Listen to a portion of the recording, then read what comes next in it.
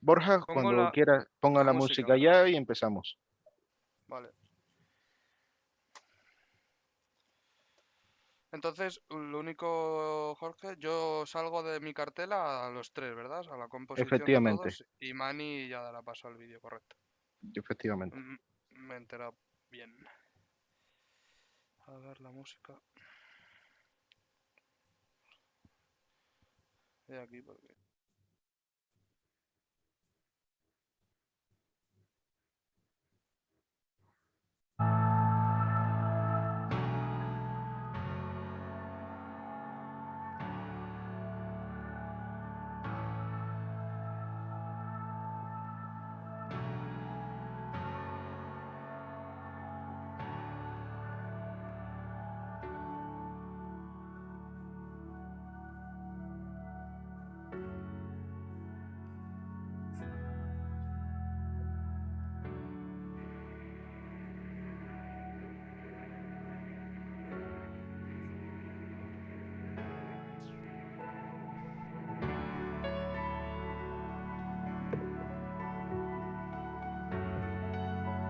Ok, we start.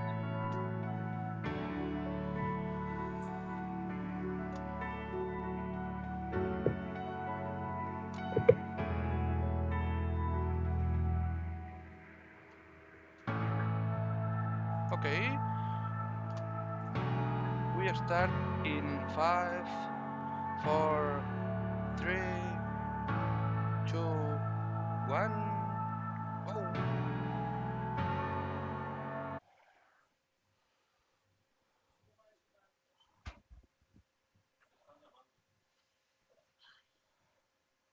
Tienen que hablar ya. Welcome to all the participants of the mathematics webinar. I am MNG Mani, the CEO of the International Council for Education of People with Visual No, no Impairment la, no and la, moderator of this no, no webinar. la, no At the la, outset, no la da I paso. thank the International Organizing Committee Cara, of the WBU-ICEVI General Assembly for accommodating this webinar in the program schedule. All of us recognize the importance of mathematics, and the presentations to be made in this webinar, I hope, will provide a lot of ideas on how to make mathematics education practical and effective for visually impaired children to facilitate their effective inclusion in mainstream programs. In this webinar, there will be a number of presentations. I will start with my presentation on the ICEVI Maths Made Easy instructional videos, which we have prepared as a part of the higher education project of ICEVI supported by the Nippon Foundation. After this, we will have a presentation by Mr. Ryan Operario from Philippines, who is a mathematics teacher and visually impaired himself. He has motivated a number of visually impaired graduates in Philippines to opt for science, technology, engineering and mathematics subjects, popularly called STEM subjects. Following Ryan, there will be a presentation on Edico, a math notebook for blind students by Jamie Munoz Carenas from OneSay, who is an expert in teaching mathematics. OneSay has made a lot of innovations in the education of visually impaired children, and we look forward to the presentation of Jamie on how innovations in mathematics are introduced in Spain. The fourth presentation on comparing mathematical braille notations will be made by Annemiek van Leendert, who is an expert in mathematics from the Royal Dutch Visio, Netherlands. The final presentation on Sense Math app, making math more accessible, useful and fun for blind students, will be presented by Jesse Winholtz, ICT expert at Royal Dutch Visio. The Visio has done significant work in the area of mathematics with a research perspective, and I am sure the presentations by Anemeka and Jesse will throw more ideas for future research and development. Well, you can understand that this webinar is loaded with a number of practical oriented presentations that will be useful for teachers and visually impaired children in the effective learning of mathematics. With this general introduction of the webinar, I will start my specific presentation on Mathematics Made Easy instructional videos. The mathematics project of the International Council for Education of People with Visual Impairment and the Nippon Foundation is an initiative to popularize mathematics education for visually impaired children. Mathematics is important for visually impaired children for two primary reasons. Firstly, with more children getting into mainstream education, mathematics cannot be avoided. They have to learn mathematics as a part of the school curriculum, and secondly, there are more careers which are demanding a knowledge in mathematics. In 2004, the ICVI conducted a survey on the status of mathematics in the East Asia region, and some of the key findings made us to work on this project. Firstly, mathematics at the time was largely neglected for children with visual impairment, and they were given subjects in lieu of mathematics to pass the school education. Secondly, we observed that there are teachers who have the content knowledge in mathematics, but unfortunately, many of them were not knowing the methods of adapting techniques to teach visually impaired children, because mathematics is largely a visual concept, and how to convert the visual concept into a non-visual experience for visually impaired children was an area that required our attention. Thirdly, we noticed in teachers the fear of learning braille codes that prevented them to teach mathematics to visually impaired children. Fourthly, the teachers were depending mostly on the visual cues in teaching mathematics. And even with the sighted children, the tactile abilities were not used to the optimum level, whereas in the case of visually impaired children, the tactile abilities had to be used to teach concepts in mathematics. So we wanted to focus on the use of tactile materials, particularly the paper folding, etc., that not only helps visually impaired children but all children too. Therefore, use of tactile abilities for learning mathematics was another area of our focus in popularizing mathematics. We conducted a couple of workshops for teachers and then listed the mathematical concepts that are followed in the school curriculum irrespective of where the person is studying. The mathematical concepts will not change, and therefore instead of taking a particular textbook of a particular country and trying to use the adaptation techniques, we thought of taking mathematical concepts from different disciplines of mathematics like geometry, algebra, trigonometry, etc., and developed instructional materials on how to teach mathematics to all children, including those with visual impairment. After 2 years of work with the teachers and other teacher educators in the East Asia region, the ICVI and the OnNet program of the Overbrook School for the Blind brought together a publication called The Mathematics Made Easy for Blind Children in 2006. This is available on the website of ICVI and it is widely circulated. We are happy that this book has been translated into different languages. The first chapter of this book is talking about the methodology of teaching mathematics.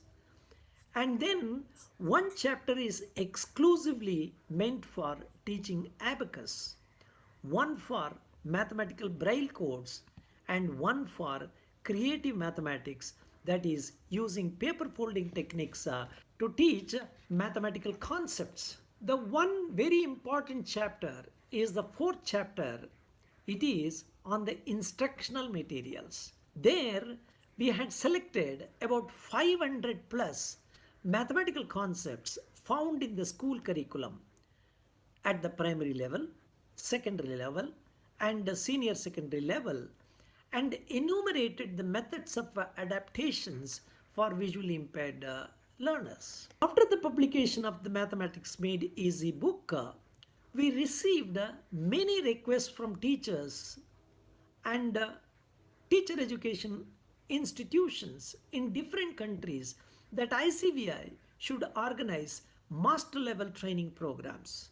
Well, we do not have a lot of resource persons to offer this kind of face-to-face training programs, and therefore plan to prepare short videos explaining the mathematical concepts that can be used in various countries to teach mathematics. The video preparation work commenced in 2018, and our aim was to come up with about 150 videos by the end of 2020, and based on the responses we wanted to prepare more videos in the years to come.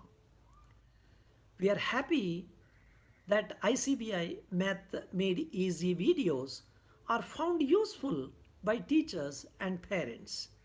We already have 175 instructional videos on the website of ICVI, and more videos will be added in the future.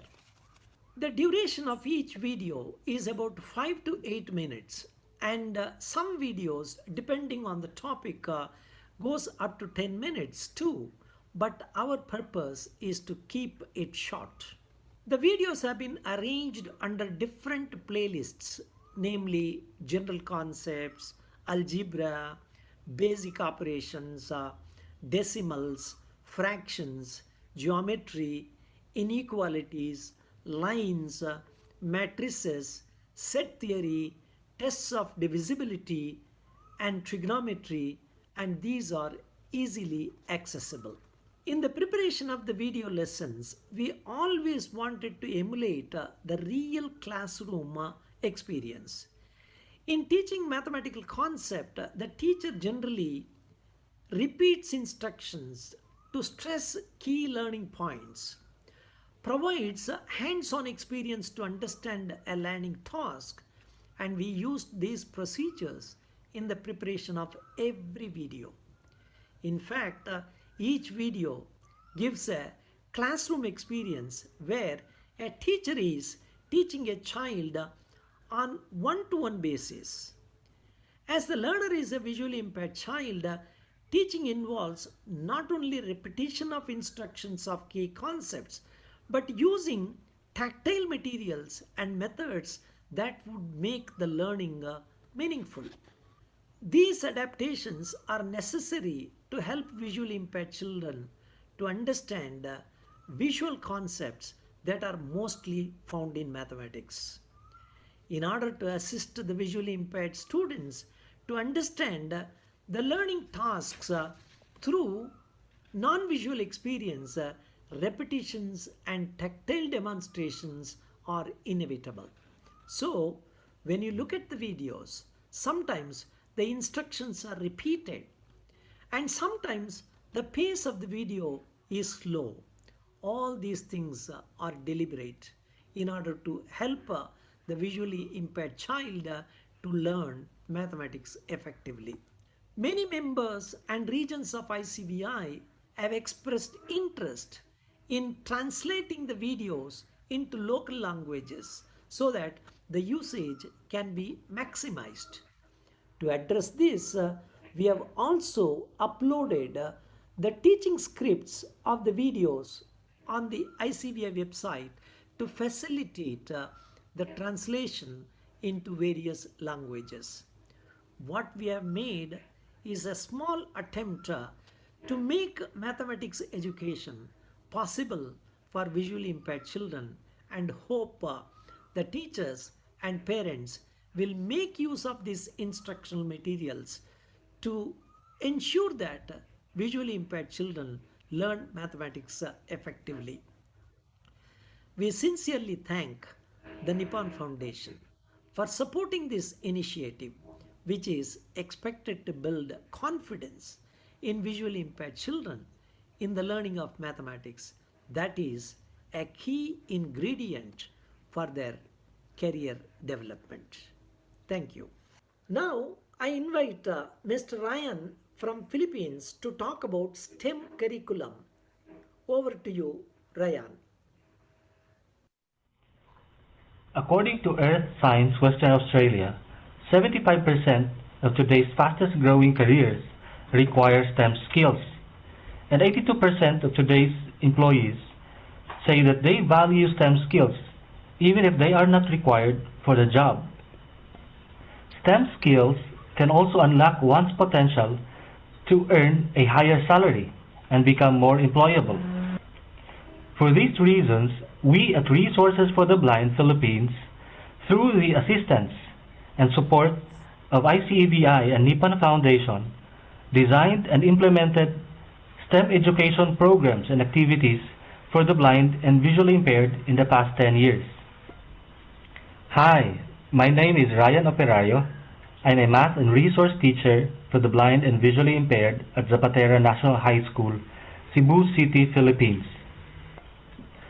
I have an undergraduate and master's degree in teaching mathematics, and I am a visually impaired myself.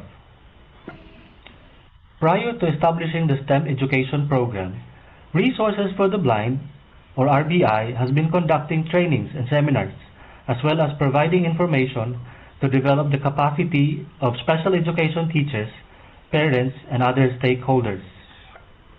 One of these is the Summer Teachers Training Program, which offers courses on the Cranmer Abacus and Math Braille Code or Nemeth Code, among others. Another activity that RBI annually conducts is the Computer Eyes Camp. This program is in partnership with IBM Philippines and has been going on for more than 20 years. These programs are essential in laying the foundation for the STEM education program for the blind and visually impaired in the Philippines. Our STEM education program has 4 key strategies. 1. Development of advocacy materials. 2. Loan of assistive devices. 3. Development of STEM instructional materials. And 4. Capacity building. We developed 2 types of advocacy materials, a brochure and 2 videos. The brochure aims to dispel the hesitation of college and university officers and professors in accommodating blind and visually impaired students in their STEM classes.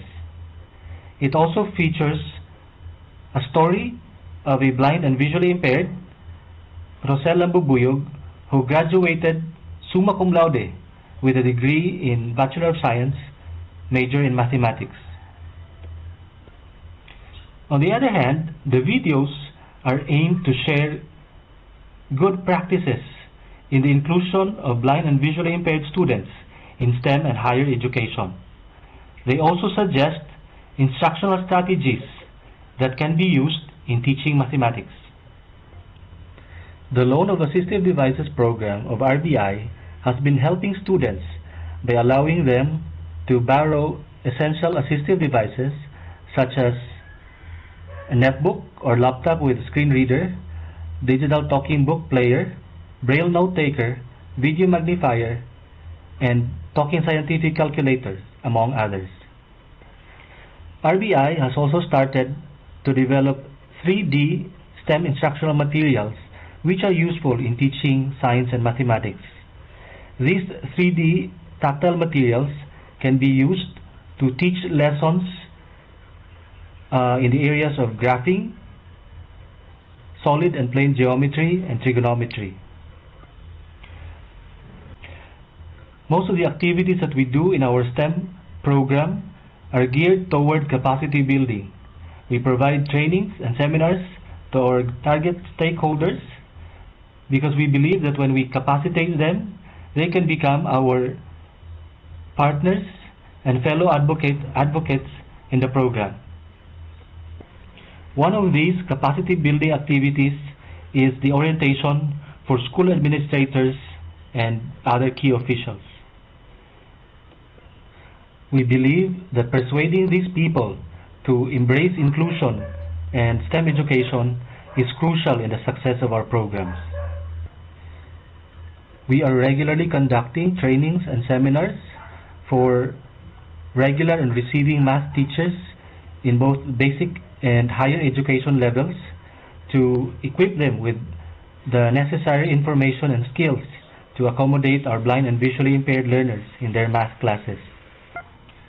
Few years ago, RBI has established a strong partnership with the Department of Science and Technology, and this partnership resulted in several activities, and one of these is the training for science teachers entitled Blind Kids Do Science Too. And this training equipped regular and receiving science teachers on some inclusive strategies in teaching science lessons to blind and visually impaired learners. These science teachers were taught on how to modify their learning materials and on how to make their science class accessible to blind and visually impaired learners.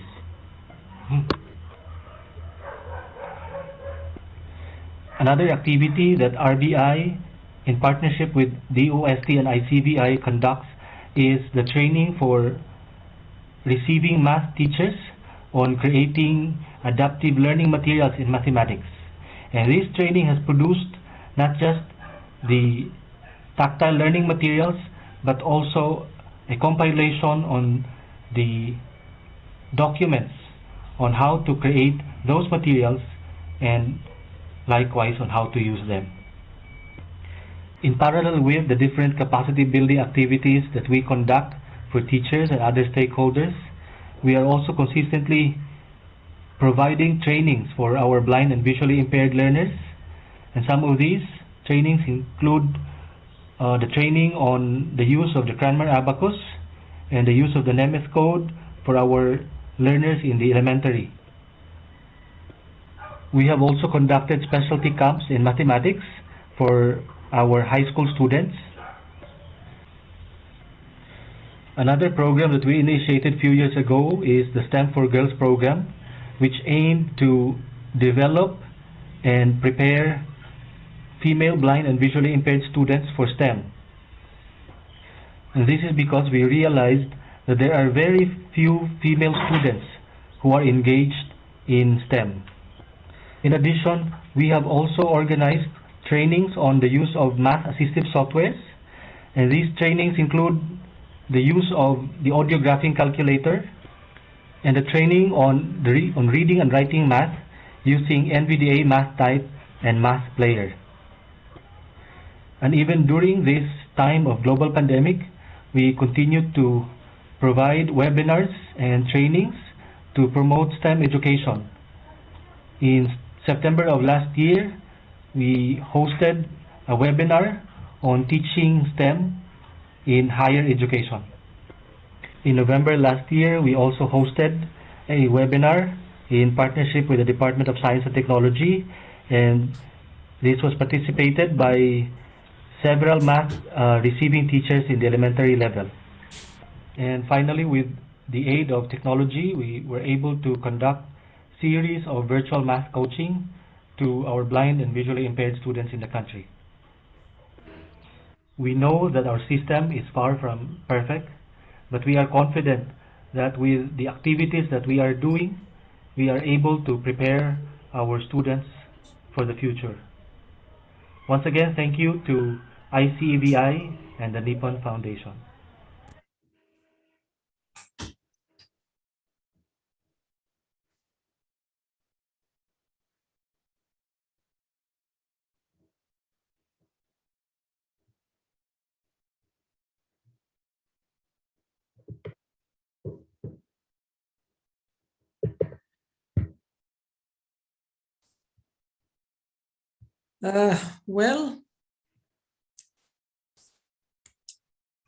Thank you so much, Ryan. That was a video version of the joint presentation. Now I request Jamie from OneSay to make a presentation on EDICO. We are very eager to listen to you, Jamie. Over to you.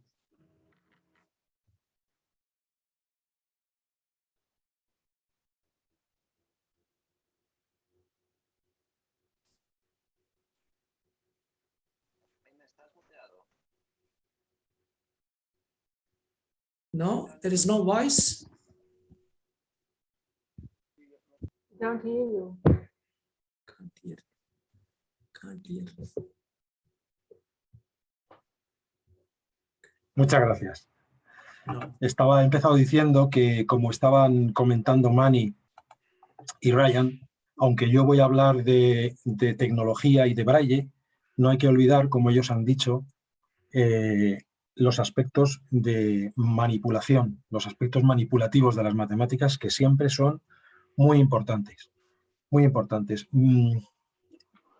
Soy profesor de matemáticas y de ciencias en el Centro de Recursos de la Organización Nacional de Ciegos Españoles, en Madrid, y les vengo a hablar de un editor, de un cuaderno para hacer matemáticas.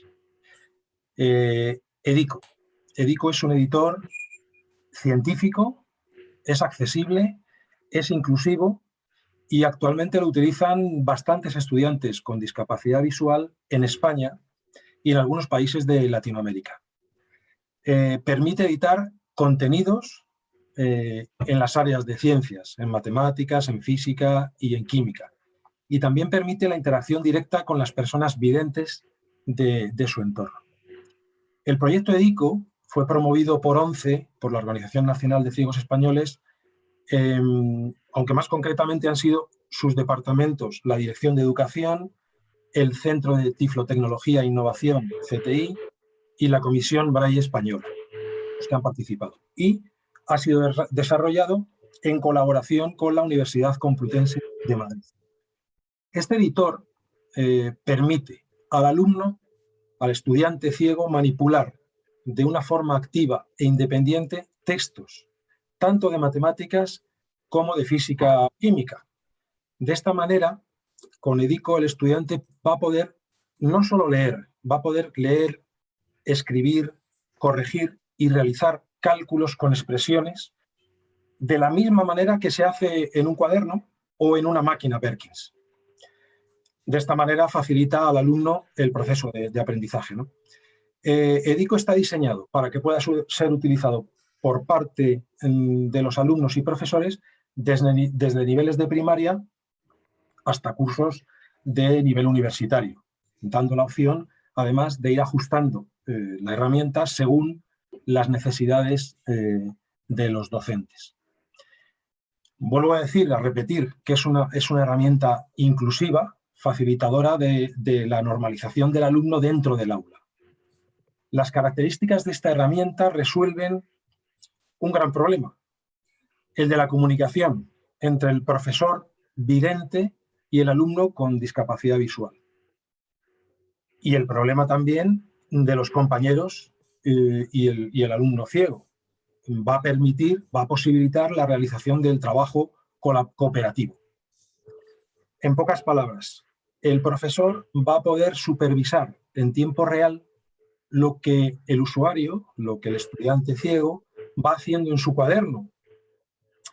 Y va a hacer lo mismo, el profesor va a hacer lo mismo que hace con el resto de su alumnado. Va a hacer lo mismo con el alumno ciego que con el resto de alumnos videntes. Y además los compañeros van a poder trabajar de manera colaborativa con nuestro estudiante que tiene discapacidad visual. Por lo tanto, el aspecto de la inclusión está muy mejorado con el uso de la aplicación. En cuanto a la interacción del usuario con la aplicación, pues por un lado, el alumno con discapacidad visual va a recibir la información de la pantalla por voz mediante el revisor de pantalla JAWS, funciona con JAWS, y al mismo tiempo por el tacto, con una línea braille. Y por otro lado, va a introducir información en el sistema, escribir matemáticas, manipular expresiones, trabajar con ellas. ¿Cómo? Pues a través del teclado del ordenador o bien a través del teclado de la línea braille. Para el diseño y el desarrollo de las especificaciones de este programa de DICO, se tuvieron en cuenta los aspectos educativos a los que tendría que dar respuesta la aplicación y nos basamos en la experiencia docente que tenemos con el alumnado con discapacidad visual. Por un lado, como ya he dicho, el programa tenía que servir de cuaderno de matemáticas para que todo el alumnado con discapacidad visual pudiera utilizarlo en las tareas académicas. Y por otro lado, debería tener una serie de funcionalidades que pudieran compensar algunas de las desventajas, derivadas principalmente de las características del braille, que el alumnado con discapacidad visual tiene al trabajar en las áreas científicas. La escritura lineal de expresiones, la velocidad lectora, los signos braille que tienen varios significados dependiendo del concepto, del contexto, perdón, etc. La aplicación siempre ha atendido a los principios de accesibilidad y de poder trabajar, de agilizar el trabajo, especialmente con estructuras bidimensionales. Bien, en resumen, tiene una serie de funcionalidades, como he dicho, que van a agilizar y facilitar el trabajo de los estudiantes con discapacidad visual. Voy a intentar compartir la pantalla. Vamos a ver si todo funciona. Y voy a poner un vídeo que está en inglés y espero se entienda bien. Bien.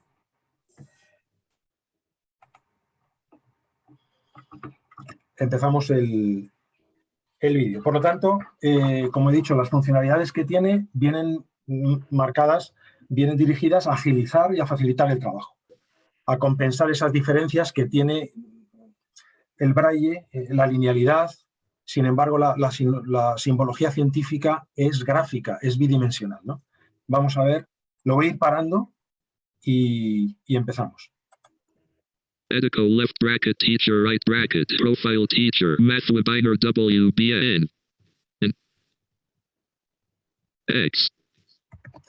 Ahora en el vídeo se va a ver cómo se introduce una expresión matemática, en este caso la fórmula cuadrática. La adición de expresiones en la aplicación, en el programa, se puede hacer directamente desde el teclado, pulsando la tecla igual, las letras, la de la multiplicación, también por combinaciones de teclas y también por un listado dinámico, que veremos más adelante cómo lo hacemos. Voy a continuar. Equal. Fraction. Less. Plus. More less. Root. E. To 2. Less. 4. By. A. By. C. And root. Over. 2. By. A.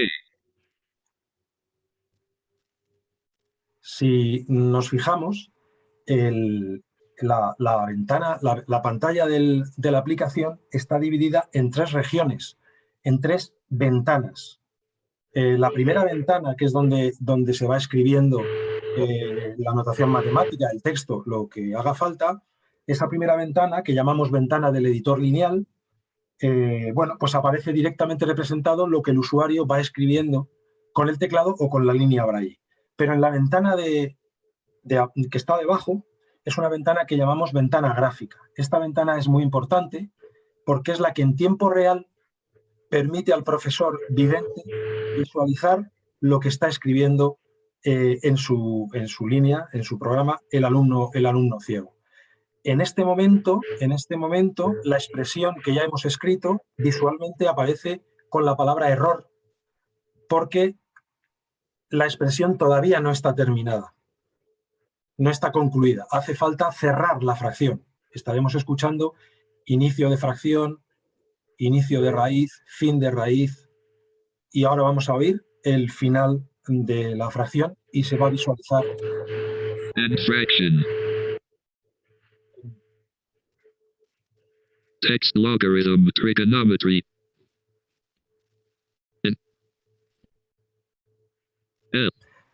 También se puede utilizar, he dicho que cubre desde los niveles de primaria hasta universidad y por lo tanto va a aparecer ahora una escritura de un logaritmo y también vamos a hacer el cálculo, porque DICO cuenta con una calculadora científica que también permite el cálculo con variables.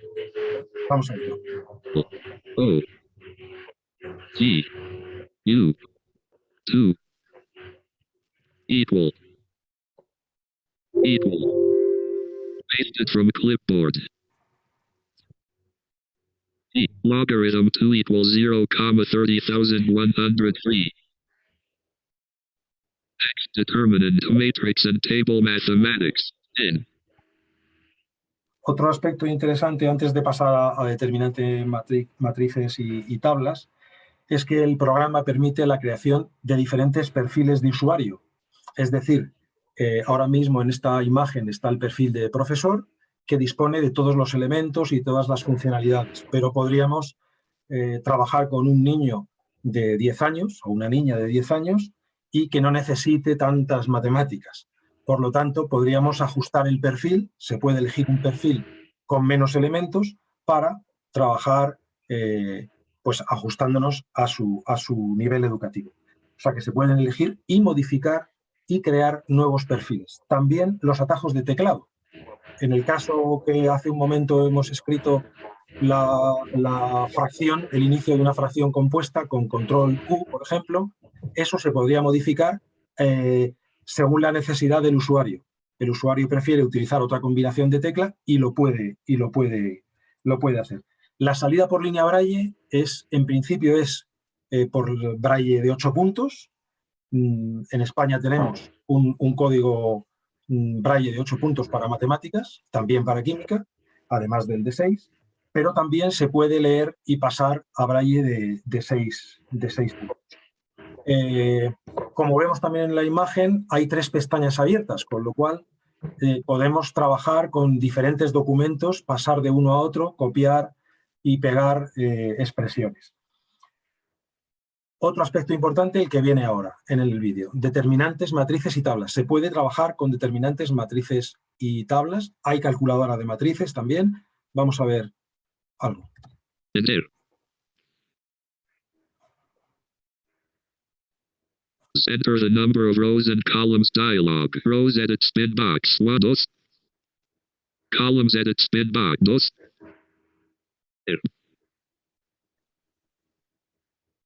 Hemos elegido, nos pregunta cuántas filas y columnas necesitamos, lo hemos puesto y se nos abre una ventana, visualmente es una ventana con 2 líneas, serían las 2 filas de la matriz en este caso, y las 2 columnas. El usuario en línea braille lo que ve es la línea completa, ve la línea completa, va viendo línea a línea.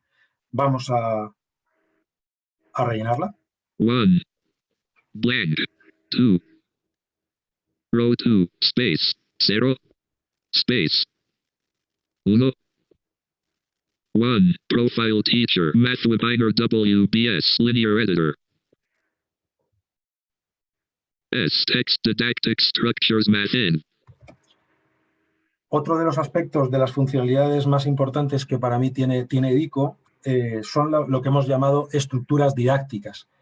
que son, bueno, pues son estructuras que van a permitir trabajar en una ventana aparte al usuario ciego. ¿Y qué van a poder trabajar? Pues van a poder trabajar diferentes algoritmos, como hemos visto hace un momento con las matrices. Tenemos como estructuras didácticas la tabla periódica de química, operaciones básicas aritméticas, que hay que encolumnarlas, por ejemplo, el algoritmo de Ruffini y unas cuantas más. Vamos a ver un ejemplo con una resta. Jaime. Sí, perdón. Jaime, sí, un segundito, disculpa la interrupción. Estamos viendo en tu pantalla que tienes el estado de batería al mínimo. Creo que se te va a apagar el portátil. Sería conveniente quizás que pusieras el adaptador de corriente. De acuerdo, ponemos el vídeo y pongo el vídeo. De acuerdo. Espero que no se corte. Y disculpa. No, muchas gracias. 1, 2, 3, less, 5, 6.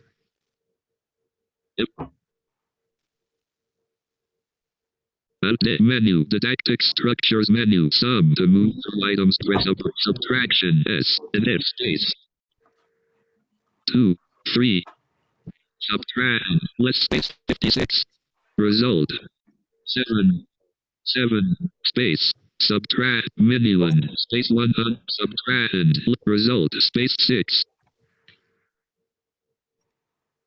En esta estructura didáctica, el usuario ve en una línea el primer número, en la siguiente línea debajo, en la línea Braille, vería el sustraendo, y en una tercera línea vería el resultado, en principio, que sería una línea vacía.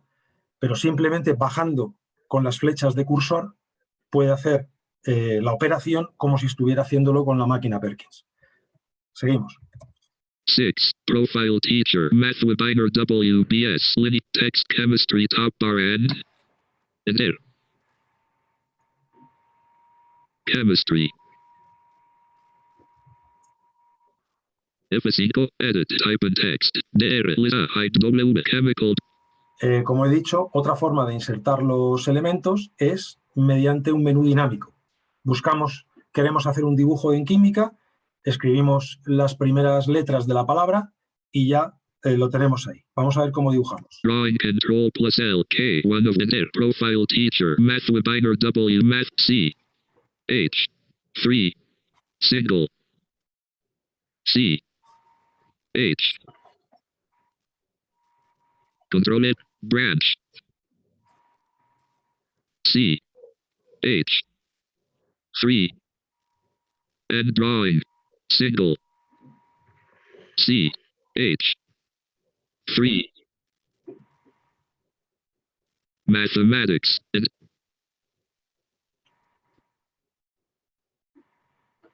F5, edit, type, and there, profile teacher, math webinar WBS, linear editor, H, 2, space, plus, space, O, dos, space, and reaction, H, 2, O. PDF preview. Antes de terminar, decir que está disponible en las lenguas oficiales de España en inglés y en italiano, la interfaz. Y lo último que iba a decir, importante, es lo que vamos a ver, que es que convierte automáticamente el documento a PDF.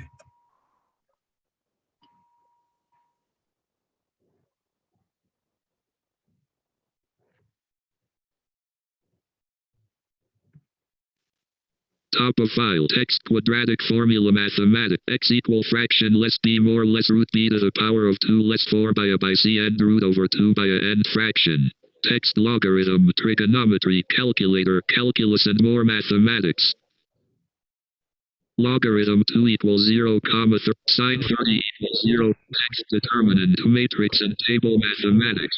Matrix 1 new column 2 new row 0 new column 1 close matrix. Bien, yo creo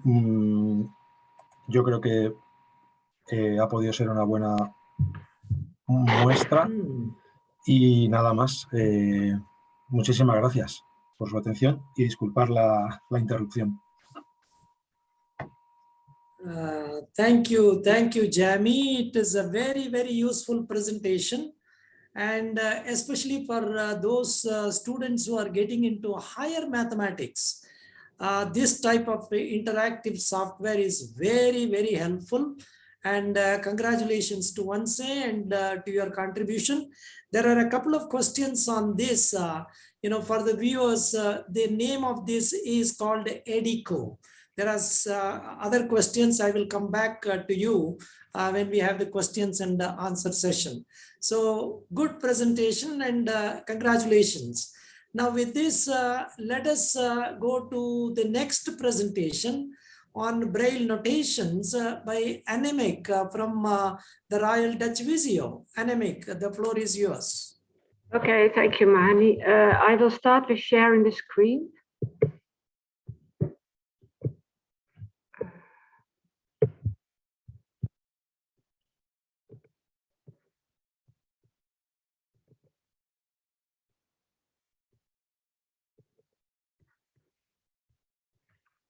Okay.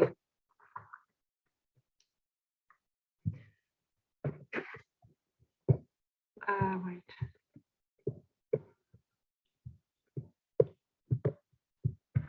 Okay, can you hear me? Hello? Yes, Okay. very well, no problem. Okay, I will start. This presentation is about one of the studies I conducted during my PhD. The main research question guiding my thesis is, how can Braille readers improve reading and comprehending of mathematical expressions? I did this PhD study in cooperation with Visio, the University of Utrecht and Erasmus MC. During my PhD study, I conducted 5 sub-studies. The first 2 studies involved tactile reading. The next 2 studies investigated the effect of a professional development course for mathematics teachers who taught Braille readers. In the present presentation, I will focus on the last sub-study in which I explore different mathematical Braille notations. But first, I will tell you something about the other sub-studies. The first study is an exploratory study of reading mathematical expressions in Braille. Using finger tracking technology, we captured how 3 Braille readers read and calculate the value of mathematical expressions on the Braille display. To be able to record the finger movements, we put a marker of reflective tape on the nail of each index finger, as you can see on the picture. Moreover, the Braille reader wore a fingerless glove on each hand with 3 markers attached to assess global hand positions.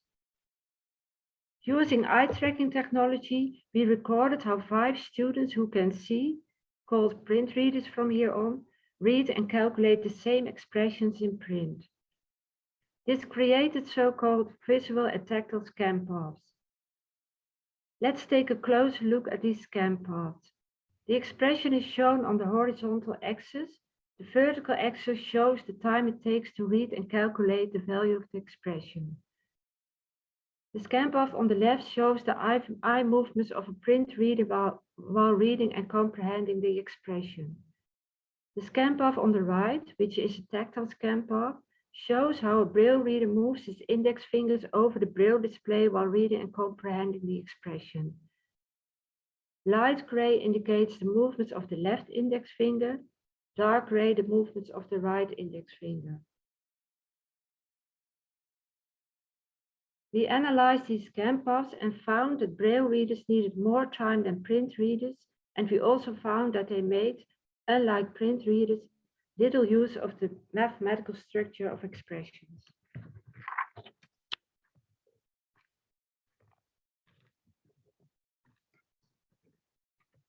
Therefore, we conducted an intervention consisting of 5 individual lessons in which 3 Braille readers were taught tactile reading strategies with a focus on the structure of the expression. On the screen, an equation consisting of 2 fractions is depicted in Braille, in the Dutch mathematical Braille notation and in the corresponding ASCII characters. The rectangle in light green represents the left index finger, the rectangle in dark green the right index finger. You see an example of conjoint reading where the index fingers are very close together. The Braille readers were taught during the intervention to use this reading style when they need to read accurately. You also see an example of disjoint reading where the index fingers explore different parts of the expression. This helps the Braille reader to compare the two denominators. The results of the intervention show that the Braille readers needed less time after the intervention to read and calculate the value of the expressions, and they picked up characteristics of the structure more easily.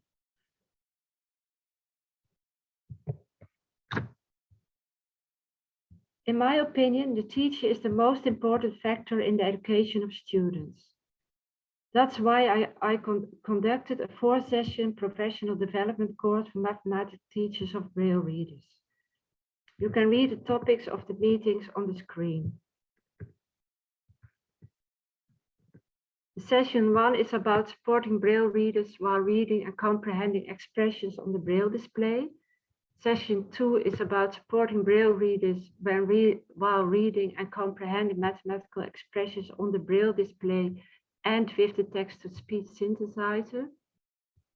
Session 3 was about working with heterogeneous groups, and session 4 is about sustaining daily practice.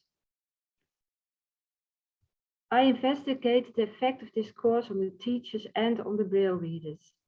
This course focused on the role of auditory and tactile perception in mathematics learning and will be available in English at the end of this year. If you are interested, please send me an email. The last study examined how expressions in different mathematical Braille notations are represented in Braille and how these representations support Braille readers. As you probably know, different mathematical Braille notations are used all over the world. The aim of my study was to gain an overall insight in mathematical Braille notations and to investigate how mathematical Braille notations support Braille readers in reading and comprehending mathematical expressions. 20 teachers from 16 countries, 13 European and 3 non-European countries participated in this study. I asked them to transform 21 mathematical expressions into the mathematical Braille notations currently used by their Braille readers.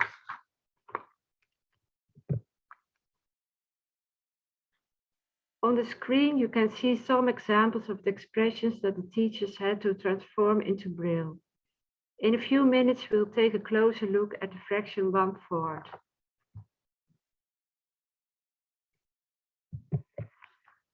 But first, let's look at the different representations for the plus and minus sign. The first column shows which Braille tables are used and how the dots are numbered. For notations that use 6-dot Braille, we found 5 different representations for the plus sign. For the notations that use 8-dot Braille, we found 4 different representations. Almost all notations use the same representation for the minus sign. Only one notation uses 2 Braille characters for the plus and minus sign, in my study at least. Numbers are also displayed very differently in Braille. All notations use the letters A through G to create numbers. In the note below the table, you can read that in all notations, the letter C is represented by .14, the letter G by .245, and the letter W by .2456. The numbered sign is represented as .3456. In item A, for example, the number 3 is represented as number sign plus letter C. Thus, the number 3 is represented as .345614. Item B uses dropped letters. You see a note about this below the table. The number 3 is represented as a dropped letter C. This means that the raised dots in the first row, dot 1, 4 are dropped on the second row, dot 2, 5. Hence, the number 3 is represented as dot 2, 5. In the items C and D, the number 0 can't be represented as letter G plus dot 6, because that would conflict with the letter W, which is dot 2, 4, 5, 6. Therefore, the notations represent the number 0 differently, in item C as dot 3, 4, 5, 6, and in item D as dot 3, 4, 6.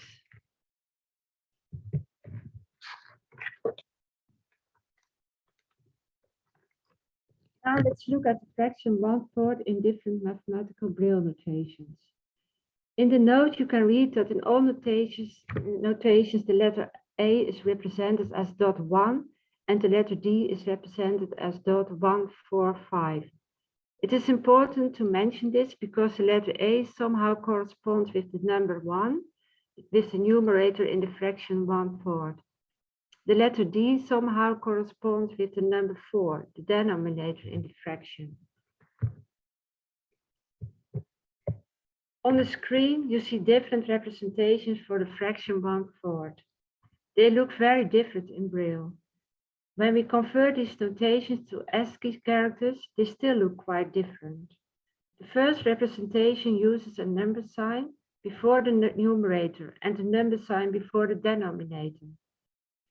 The third representation only uses a number sign before the numerator. The second representation doesn't use number signs and is thus more compact than the other representations. However, they have the same mathematical structure: numerator, fraction line, denominator. Now look at the two representations in the top right corner of the table. These representations are very compact. The mathematical structure is numerator, denominator. The denominator is a dropped letter D. For the two expressions, the representation in Braille is the same, but the representation in ASCII characters is different. This means that these notations or group of notations use different Braille tables. In the third representation, the third representation has the same structure as the first two representations, namely numerator, denominator. However, in the third representation, the numerator and not the denominator is a dropped letter. So these three expressions have the same structure, namely numerator, denominator, but they look different in Braille and in ASCII characters. The next category of expressions look different in Braille and in ASCII characters. They all use the structure start fraction, numerator, fraction line, denominator, and fraction. In other words, they announce the structure. The characters for start fraction are colored red, the characters for end fractions are colored brown. The results show that these notations look very different in Braille and in ASCII characters. For example, the first notation or group of notations in this category uses dot 1, 4, 5, 6 to announce that the expression is a fraction. The second notation uses dot 2, 3, and the last notation uses dot 3, 7.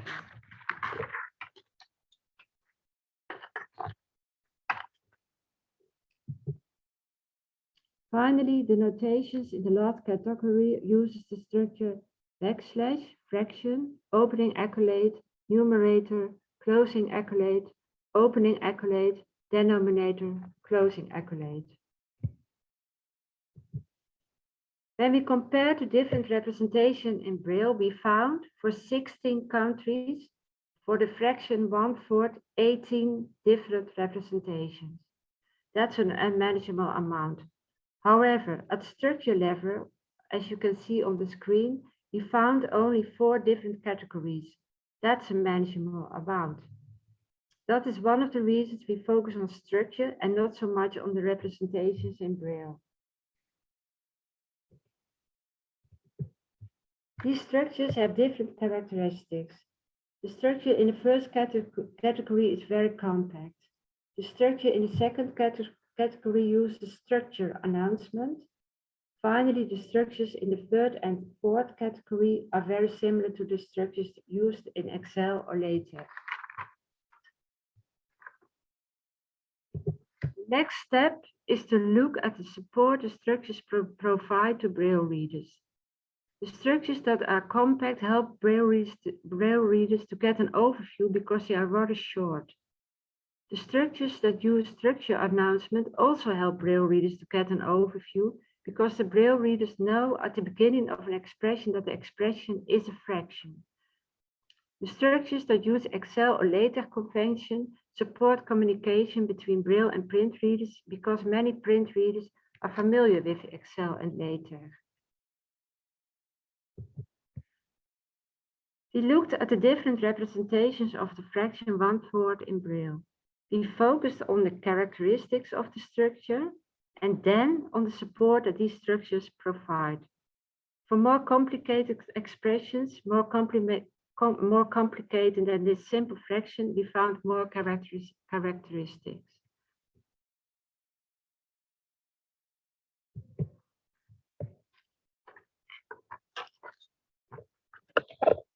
Our conclusion is that almost all notations use structures, also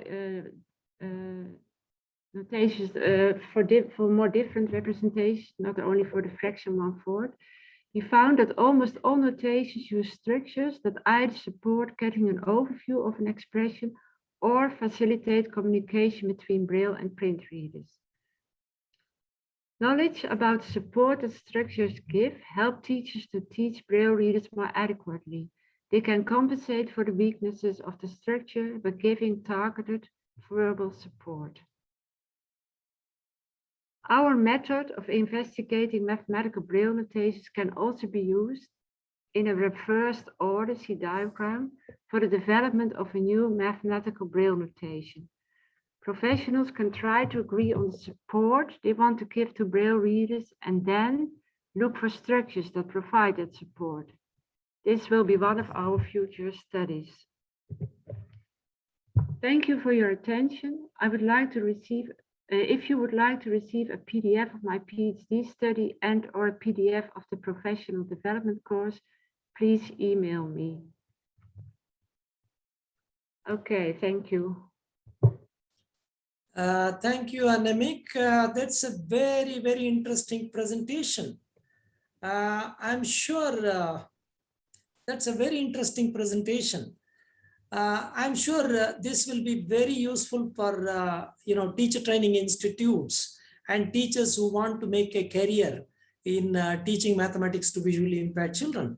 There are umpteen number of studies which say that the students with visual impairment excel in mathematics when they understand the structures very well. So this research is highlighting that. So I will be very happy if we can just publicize this research and share it particularly with the training institutes where teachers are trained to teach mathematics and other subjects to visually impaired children. Well, we will come to more questions later. And congratulations and thank you very much for the presentation. It's a very research-oriented presentation. Now, finally, I call upon Jesse from Royal Dutch Visio. He will give a demonstration on sense math. Jesse, over to you. Hello, everyone. Before I start this presentation, I would like you to imagine a classroom. This classroom is where a lot of students, probably about 30, maybe even more, learn maths. It's a very busy classroom. And in this classroom, there's also a blind student, or maybe a student who has low vision. And these students also try to keep up with what's happening around them. For this, they have a lot of equipment.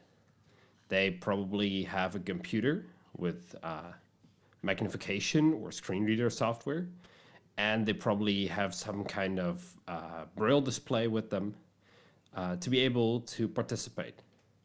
But if you want to properly do math, there's also a need to understand and visualize graphs. For this, it's very important to have swell paper, graphs on swell paper. This allows a blind student to feel the graphs, to really interact with them. But it's as important as it is, it's not always efficient. Those graphs on swell paper, they're not always available because they need to be printed way in advance. And they're also very heavy. If you want to carry a whole math book's worth of graphs with you, it's about 10 books with graphs, because every graph takes one whole page. So if you're a student, then you will need to choose wisely. Which graphs am I going to be able to access? Which am I going to need? And then still, even if you choose, and even if you carry multiple books of graphs with you, not always will you have everything available that you need. And it's also not very innovative. A lot of students are using computers, using mobile devices, and a lot of blind students are using all those technologies as well. But graphs, they're still quite old-fashioned. And at Visio, we aim to change that. We aim to give blind and low vision students another way of interacting with maths and another way of interacting with graphs. My name is Jesse Wienholz, and I work at Visio. And today I'm going to give you a short overview of an app that we've created called SenseMath. SenseMath is a free app that's currently available to iOS devices. So that is your iPhone and your iPad. What SenseMath does is it allows you to get an audio representation of a graph. So you can type in a function and you will get an audio version of that graph to listen to. It's best to do this with headphones. And when you listen to audio graphs with headphones, you really get a good overview of how the graph looks. SenseMath has been designed for blind and low vision people, and it has been designed with blind and visually impaired people to really make sure that it's accessible by design and that it uses the latest in screen reader technologies that are available to iOS developers.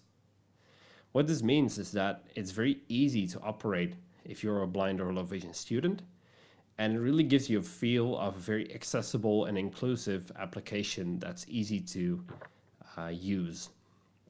What I'm going to do now is I'm going to show you real quick how I can use SenseMath to listen to a graph. And before I do that, it might be good to know that SenseMath is not a replacement for the currently existing technology. I think it's best to see it as a sort of addition. It's still very useful and very important to really get feel of the graphs, to really feel how they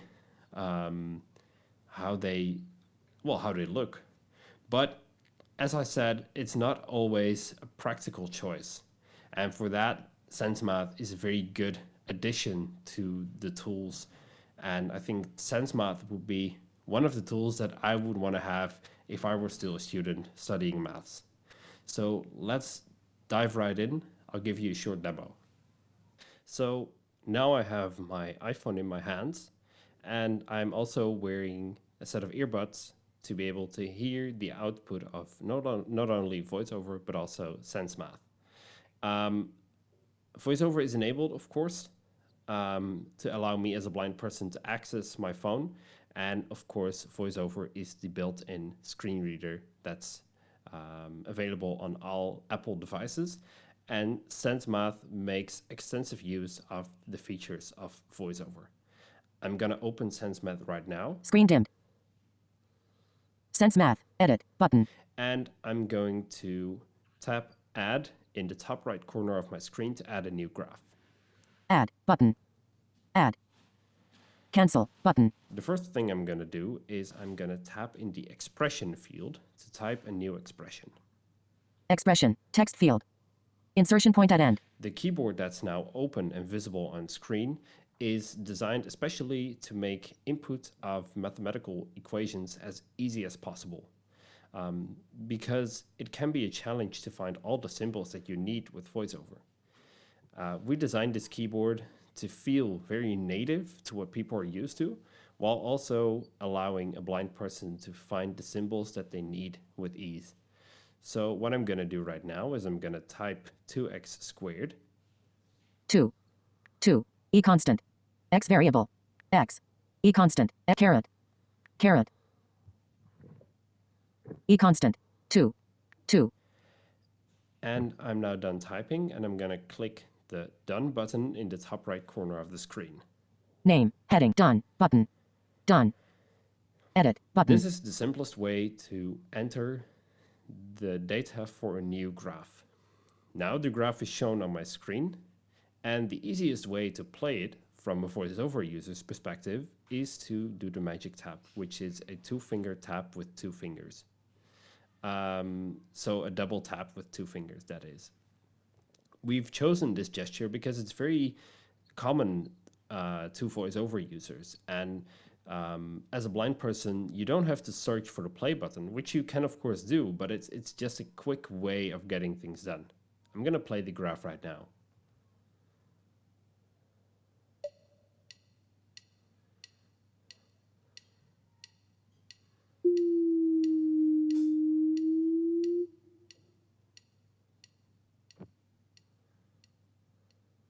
Graph. What you heard were a few sounds. Of course, you heard the tone indicating the direction that the graph was taking, first down, then back up again. But you also heard a ticking sound, which indicates the coordinates on the x-axis. This allows you to get a feel of where the graph is flowing in your window. And the sounds in your stereo field, if you're wearing headphones, go from left to right, so that you get a really good idea of how the graph is flowing and where you are in the visual graph.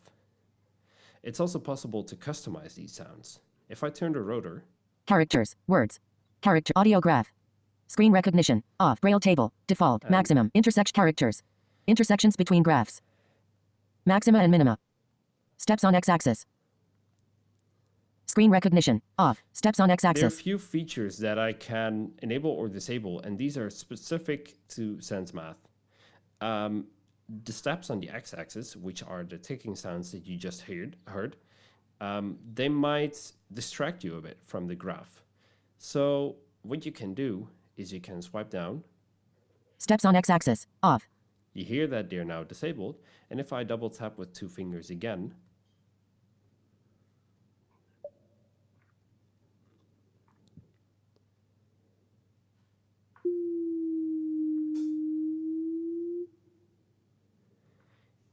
you'll only hear the graph audio. This makes sure that you can really focus on the way that the graph is going. Once you understand it, you can enable the sound, or you could even add another graph to really listen to the intersections that the graph have with one another. This is a short overview of the features that SenseMath has to offer, but it's not done yet. We're currently working on an extended version of SenseMath, which will allow you to access books that are saved in SenseMath so that you can get all the graphs of all your math books right in the app. We're still developing that, and it will hit the app stores later this year. So this is, in short, SenseMath, an app that allows you to listen to graphs using the latest in iOS accessibility technology. So in summary, what does SenseMath do? To start with input, you can input formulas in a linear format. For this, there's a regular feeling native keyboard available. Math is the most important in this keyboard, and all the symbols that you'll ever need while inputting formulas are available. For the output of graphs, users have the choice between output in speech, braille, and MathML. Users can set their preference for either of these outputs in the SenseMath app. When listening to a graph, there are several elements available. You can listen to the graph itself, you can listen to intersection points, steps on the x-axis, under x-axis, and extrema. All of these audio settings can be toggled on and off in the settings. The speed of the graph can be changed. It's possible to change all of these settings in rotor controls, and the graph features stereo sound. SenseMath follows all iOS accessibility standards. You can use voiceover gestures to navigate. There's extensive support for the voiceover rotor. There are minimal visual effects, and you can change lots of settings to suit your personal preferences. SenseMath 2.0, being developed in summer 2021, will offer even more functionality. It's now possible to load math books from a library or CMS, and it's possible to choose your own sounds for SenseMath. Also, bugs that were present in version 1.0 will be fixed in this new update. If you have any questions, feel free to contact us. You can contact us at sensemath@visio.org. My name is Jesse Wienolds from Royal Dutch Visio. Thanks a lot, and I welcome any feedback or questions. Thank you, Jesse. It was a wonderful presentation again.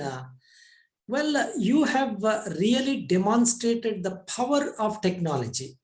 You know, today technology is used for everything. In every walk of life, technology is interwoven. Now, why don't we use the technology for teaching mathematics? Well, that is going to make them, more productive. For mathematics learning, the technology is so useful.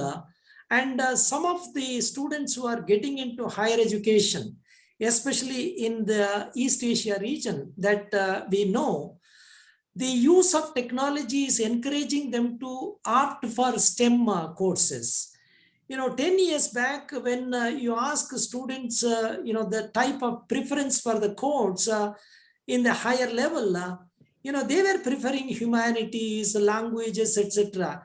Now they are going for STEM-related subjects. That is basically due to the growth of technology and application of technology. I am sure, the technology like SenseMath and Edico will be of great use for the students to learn mathematics, which will be very useful not only for their concept development but for their career development also. Now we have another 15 minutes. Before we wrap up, we will take some questions. I was just going through the chat. And there are a couple of questions related to the Edico. I will just read out that. The first one is, Edico, is it commercialized? If so, what is the price? Then the second question is for Jamie, is there a tutorial on Edico? And the third one is, which screen reading software is it accessible with? So the first one is it commercially available? And if so, what is the price? The second one is there a tutorial available on Edico? And third one is, which screen reading software is working with the Edico? Jamie, can you answer some of this? Where is he?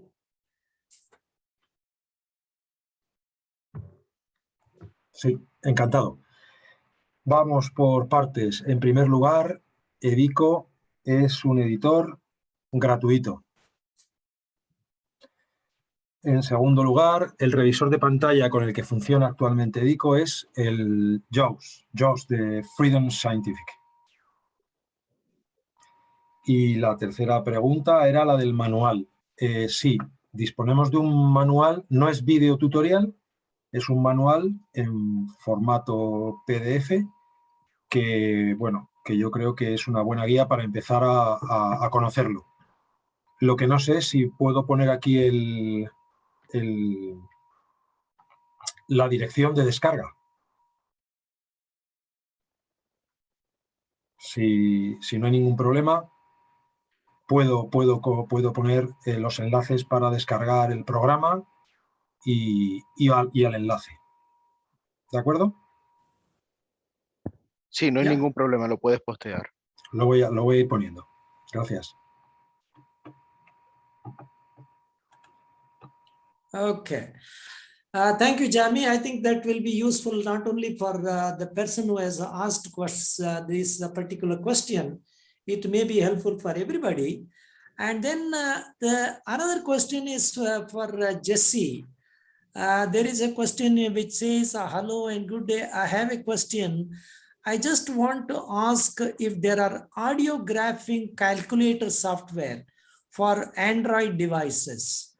And then the second one is, could you spell the name of the last app that is Sense Math, M-A-T-H.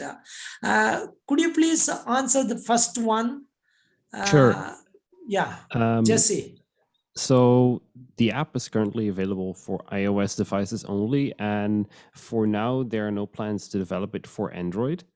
I don't think there's any software similar to SenseMath for Android devices. Okay. Hope the person is happy with the answer. Now, I have to ask our support team from OneSay. There are a number of chats written in Spanish. Could you please, read some of those things for us?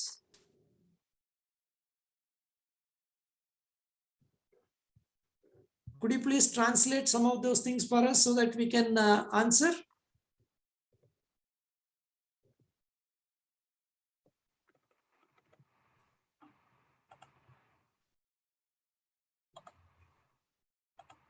All the questions are translated.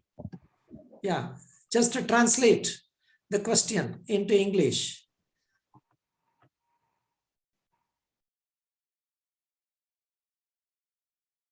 Okay. All right. In the meantime, if anybody from the audience, I think I am so satisfied with this webinar.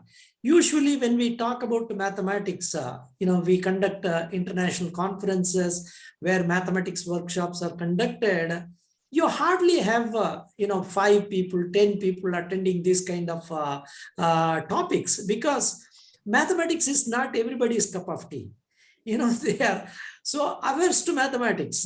When teaching mathematics to visually impaired children, they are scared. So not many people attend this kind of workshops. So I am so overwhelmed that this virtual workshop, considering the different complicated time zones, is attended by about 150 people. So that means we have to pat on our back that the awareness on learning mathematics is, increasing. That is good for visually impaired children. That is good for the field of visual disability.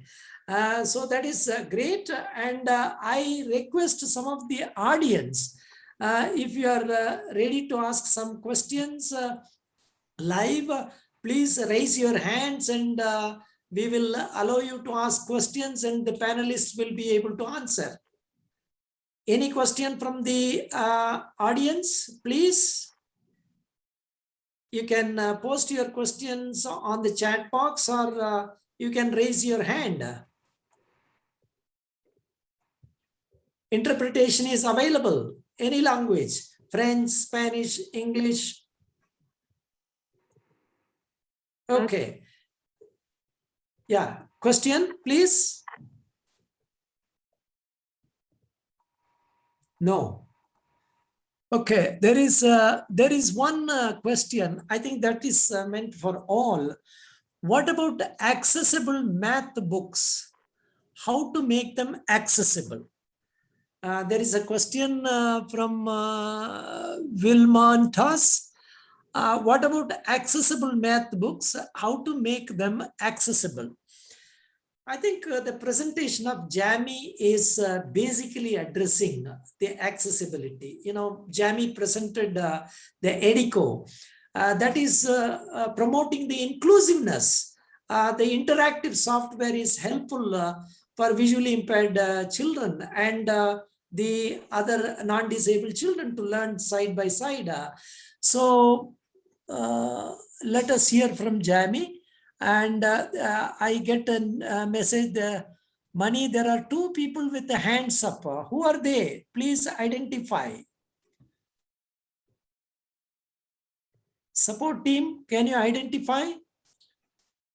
There are two people with the hands up. Who are they? Let them ask their questions, please. One is Muhammad Izauzi, and second is Sriram S.R. Mittal. Can you unmute their microphone, please? Muhammad Izauzi and S.R. Mittal, support team. I have, Dr. Mani, I have unmuted myself. Yeah, please, Am please I go audible? ahead. Yeah, Am yeah, I please. audible? Yes. First of all, I would like to express my sincere thanks and gratitude to ICEVI in general and Dr. Mani in particular for such a wonderful webinar on promoting mathematics education for the visually impaired. I have one question from for those who have presented certain softwares. For example, EDICO presented by ONSE people, and app presented by somebody from Holland. Netherlands, yeah. Netherlands. Yeah. Whether is there any empirical evidence of these softwares or apps on the effectiveness on achievement of mathematical concepts, understanding of mathematical concepts by children or students with visual impairment or blindness? Number one. And number two, you see, today there is a lot of technology, lot of videos, material, everything is there. Still in developing countries, particularly in my country, India, Bangladesh, Pakistan, Sri Lanka as well, there is no conviction amongst teachers, maths teachers, or even special educators who are teaching maths to blind children, that blind children can learn maths as good as their seeing counterparts. This is very essential because unless one is convinced, one has conviction that he can teach, a blind child can learn, no matter whatever material equipment is available, the promotion of maths education for the visually impaired or blind children is very difficult. So this is something that I wanted to say. The first question which I asked is there any empirical evidence? Okay. Jamie, you want to come in, and followed by Jesse. You know, the second one, he has just presented the situation. The first one is there any empirical evidence that these softwares contribute to the effective learning of mathematics by visually impaired children? Jamie? Gracias. La evidencia científica, o no tan científica, es que lo estamos utilizando con muchos estudiantes en España, muchos estudiantes con discapacidad visual. No con todos, porque no todos cumplen los requisitos para comenzar a manejar el programa. Para manejar el programa hace falta tener cierto dominio del ordenador, del sistema operativo Windows, en este caso, el trabajo con archivos, conocer la síntesis de voz, conocer JAWS. Cuando ya saben eso, que puede ser con 10 años o puede ser con 14, sí lo pueden utilizar. Pero yo diría de todas formas que esto, y lo he llamado antes cuaderno de matemáticas, este programa, debe ir siempre de la mano del material táctil, del material manipulativo. Antes de trabajar con este programa hay que saber hacer todo o casi todo en la máquina Perkins, por ejemplo, en braille directamente. Aunque aquí va a trabajar en braille si tiene la línea. Pero no hay que olvidar lo manipulativo. Entonces, la única evidencia que tenemos es que lo estamos utilizando y que el alumnado está funcionando bien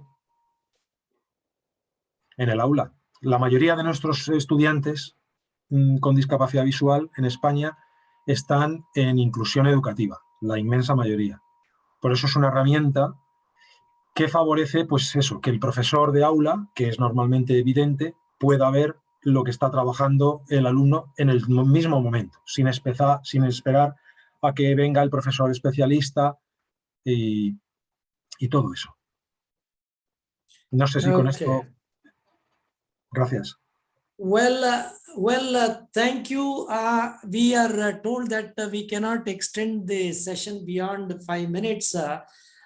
So I think, Jesse, you want to come in? Very brief intervention, empirical evidence, then I will close it. Sure, Yeah. I'll keep this very short. 1 minute, yeah. Throughout the whole development of Sense Math, we've worked with people with a visual impairment and worked with students with a visual impairment to really identify what are their needs, what do they want, what sounds do they prefer, how do they want the interface to look. So we've really worked together, had people with a visual impairment on the team, had done testing from day one to really make sure it fits their needs.